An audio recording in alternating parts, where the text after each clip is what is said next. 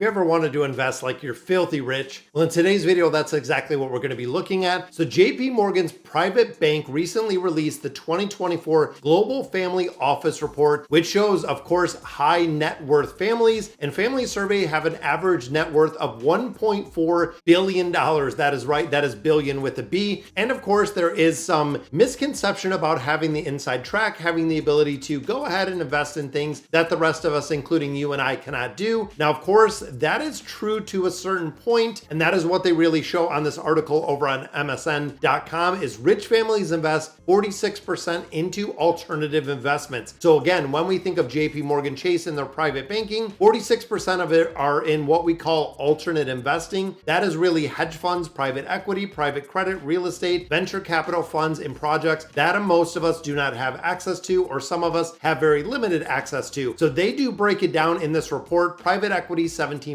real estate, another 15%, which we do have access to real estate, hedge funds, 5%, venture capital, 5%, private credit, 4%, and total alternative assets, that does bring it to 46%. So why can't we invest really like the rich people? When you start looking at these alternative investments, a lot of them are completely off limits to you and I, meaning you have to be one, an accredited investor, and two, you have to have over $1 million of investable assets before you're even allowed to put your foot in the door in certain hedge funds, and of course, certain real estate investments or REITs. You have to have over $1 million of investable assets. So that is not your net worth. That is the investable assets that you do have to have in the asset class and go ahead and invest. Now, the reason for this is because alternative investment can be very, very risky. Hedge funds, private equity funds have big gains, but they've also had catastrophic losses. Wealthier investors are expected to be better situated to really tolerate those risks. So then the question raises, do you really want to invest like a rich person and take an exorbitant amount of risk just knowing that you have the ability to lose it? Now, of course, venture capital funds really invest and they are very high risk, but very high potential. When you start thinking of venture capital, you're talking about startup companies, which we know a lot of startup companies unfortunately go broke. They don't really make it public. They never make it big. And some of those companies might turn out to be the next big tech thing that is just worth hundreds of millions, if not billions of dollars. And of course, a lot of venture backups do fail in their entirety, deploying a lot more capital or taking a lot more out of the company. Most of them do not turn out to be big winners, which is very unfortunate. Now, when we think of the meme stocks, the GameStops of 2021, a lot of retailers weren't really setting it to the moon. Now, big hedge funds got wrecked. Literally wrecked with meme stocks. And again, GameStop was the one that is most notable. If you've watched any of the Netflix specials and everything else, it's pretty interesting to see how they got this meme stock, GameStop, to go through the roof. But again, hedge funds got absolutely wrecked because they had the shorts on there. So again, that's a moment for another discussion. Now, of course, when it comes to rich people in general, over that million, when you're looking at $1.4 billion, rich people mostly invest in stocks, bonds, and the regular investments that we do have access to. Now, when you start thinking of the other 50+%, this is in the stocks and the bonds. Rich families eventually and actually invest more of their money into the regular investments that you and I have access to. And a lot of them don't go into the alternative investments at all. When you start looking at public equity like stocks, 26%, fixed income and cash, 21%, commodities too, which again makes up the other 50%. There's a couple different ones in here, a couple percent for cash, investment grade fixed income, high yield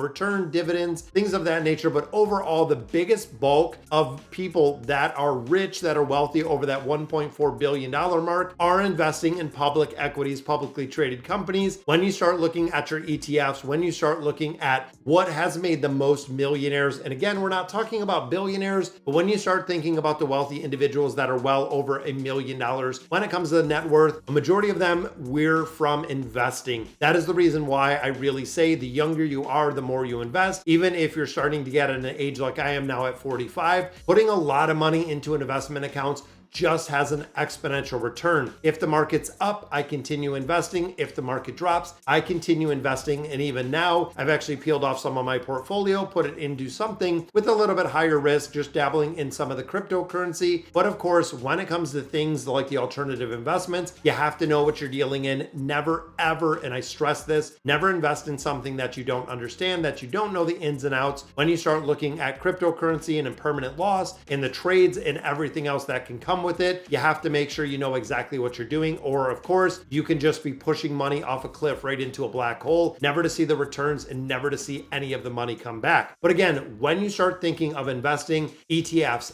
I cannot stress this enough, and I've said it before if you've seen any of my videos, ETF investing not only gives you the risk mitigation when you're putting money in, let's say, the VOO, which is the S&P 500, you are actually tracking the index of the 500 largest companies in the United States, which we know makes roughly 80% of the entire industry. So when you think of investing in all of the stocks that we have in the market, the S&P 500 makes up about 80% of it in its entirety. Now, when you think of investing, if you're putting money into just one of these index funds, you are investing in 500 different companies, and you are investing over every single sector that we do have in the stock market itself. So again, when you think of the diversification, it is instantly there by putting it into the portfolio. And if you've caught any of my videos on the 3-fund portfolio, we put one really as a foundational, as a basic, which of course would be your S&P 500 or your VTI, which is the Vanguard Total Index. The second part of this would kind of be the growth. Depending on your age, the growth of course is going to look very different.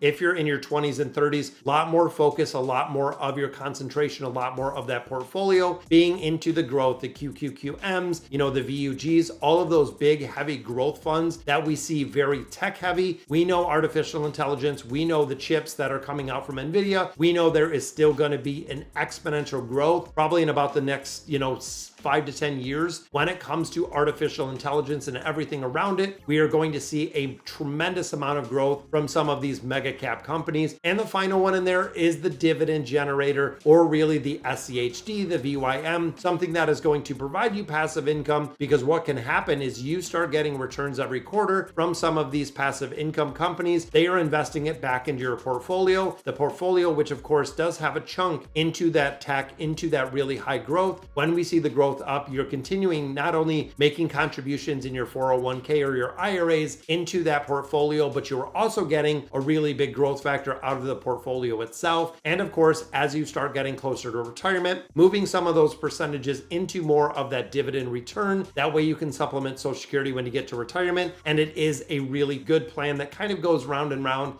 And of course, number one, elimination of debt. Number two, investing everything that you can within there. So do you want to invest like a rich person? That is definitely a question that we pose in this video. So let me know in the comments what you guys think about investing into those alternative investments. Me personally, I don't do a lot of real estate. I don't do any with hedge funds or the venture capitalists, because again, I cannot afford to lose my money that we're stockating and really building up towards the retirement portfolio. So guys, again, let me know what you guys think about those alternative investments, and I'll catch you in the next video.